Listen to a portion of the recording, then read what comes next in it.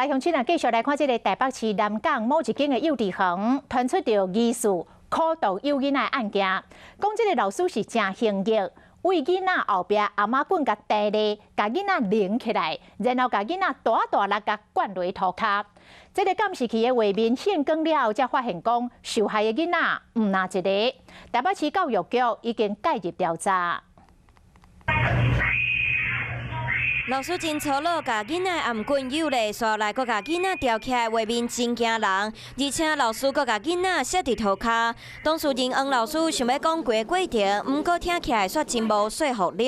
的脖子，然后再用这只手去抓他的2只脚，可是影片出来的就是我还好，我是2只手。 因为我发现我这一只手滑掉，我就赶快用2只手紧紧的抱着他。身为妈妈，我当然是很心疼、很自责的。我怎么没有发现我小孩在学校被这样子对待？对不起，我老实讲了，我没有办法接受，因为在影片里面是很情绪性的。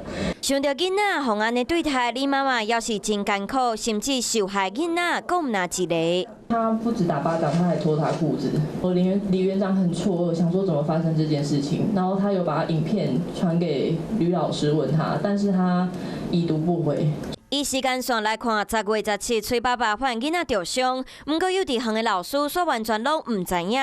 10月31，崔爸爸调监视器了后，一直到11月7日，崔爸爸发现有其他囡仔嘛互不当处分，才开始和李爸爸有联络。11月7日，李爸爸甲学校1礼拜监视器拢调出来，看到崔爸爸囡仔互另外一位姓李的老师扇嘴皮。儿福联盟来协助给他提供专业辅导。另外，针对当天有看到的目睹儿，我们会今天就进驻团体辅导。目前李老师已经家己离职，王老师是停职处分，专已经进入教育局调查定数，要调查清楚老师敢有失任。